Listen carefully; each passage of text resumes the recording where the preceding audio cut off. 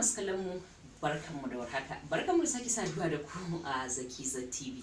Hafsat Zaki sunana kamar kullum kuma ni zan kwararo muku bayani. Da fatan kun shirya ku samu kujera ku zauna saboda yau bayani ne akan mu mata da maza a haɗe a wuri ɗaya. Maganar da zan yi yau ita ce wato iskanci, irin yin iskanci kala daban-daban, domin idan aka ce iskanci ko kuma ɗan iska magana ce a dunkule, so abubuwa daban-daban. Maganar da zan yi wato zan yi fashin baki ko kuma in ce zan ja muku kunne akan ta ku ƴan uwana mata, musamman ku ƴan uwana mata, saboda mu muka fi wato samun kanmu a cikin matsaloli bayan irin waɗannan abubuwa.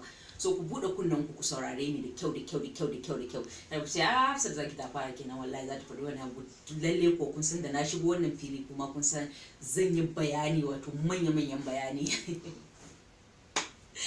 Da fatan jama'a masu kallon mu za ku kasance tare da ni. Abin da zan yi magana akai yau kamar yadda na gaya muku a baya shine wato yin iskanci. Idan na ce yin iskanci ina nufin wato shaye-shaye da kuma bin ɗa namiji. Ke ya mace ce, mu mata muna da ƙanƙanin lokaci, so ki tabbatar da cewa fa duk wani abin da kike yi, idan yau kika bi wannan ɗa namiji, gobe kika bi wancan ɗa namiji, to kin zagaye garinku duk girman shi. Saboda maza suna magana, duk wani abin da ya da ke zai tattara zai je gaya wa mutane, zai je gaya ma abokanansa, zai je gaya ma wasu ma saboda tsabagen sun raina miki hankali. Za ki ga ke kini soyayya da wannan wato saurayinki ne kun rabu, sai abokanansa su ringa zagayowa suna zuwa suna gaya miki cewa ai wallahi ai wani dan iska ne, ina gaya miki ai shegin yaro ne, lokacin da yake neman ki yana neman wance kaza, yana neman wance kaza, saboda tsabagen sun raina miki wayo. Ni kuma tun da na ganki na ji kawai ina kaunar ki a cikin zuciyata. Ina kin yi menene, kin yi bishiya, kin yi ƴaƴa, kin ƙarya ne, ƙarya yake yi. Abokin shi idan kika sake ya je ya wato yayi lalata da ke, zai ɗauka ya je ce to kai ya abokina an gama komi fa, kai ma zaka je ne ka gwada. Ai san wawuya ce ballaga za ce, wallahi zaka samu abin da kake so.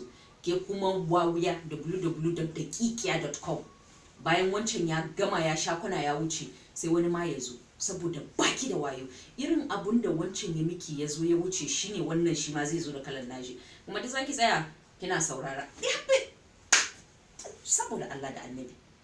Sannan bayan irin waɗannan abubuwan wai sai kici to yanzu nan kuma wani zai zo ya koya miki shaye-shaye. Me ke damu ke? Ku daina mai irin wannan abun, wallahi tallahi in naga irin waɗannan abun sai in ji kamar in kama yarinya ko in kama ta in dinga dukanta kawai. Ya gama wani abun ba sai an ce miki wai wannan abun raina hankali ne ko wannan abun a cin fuska bane. Ki karan kanki ya kamata a ce kin sani.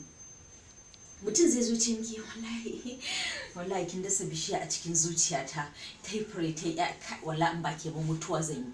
Shikenan kin zama wawuya.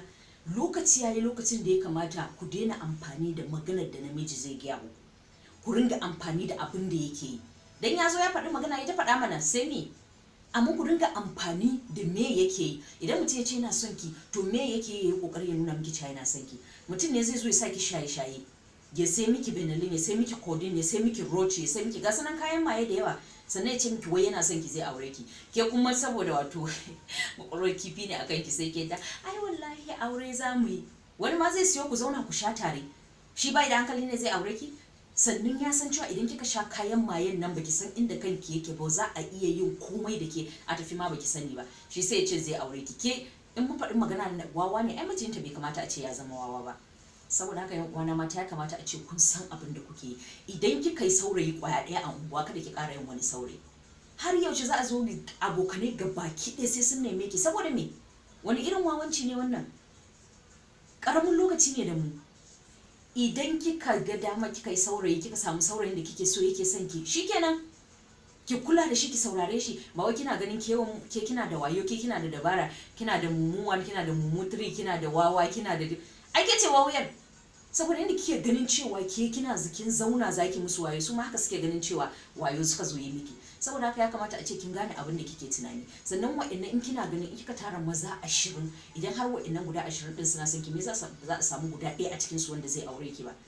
So ya kamata ki zauna ki tunani. Kowa ya zo filin kwallo ne ya buga kwallon shi ya wuce, ke kuma kin zama filin kwallo wato ba aji tasino garage. To saboda haka ya kamata ku san abin da kuke yi. Ba wai a samari suna ai ni babban mace ce, maza suna bi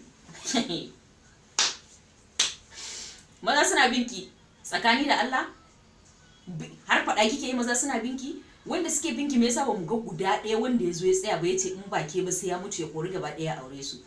Ba abun alfahari bane ki ce ai maza suna bi na, ai duk abin da na faɗa. Da Allah da Annabi yan uwana mata ku tashi a bacci, lokaci yayi. Hafsat Zaki sunana, anan zan dasa aya in sha kwana.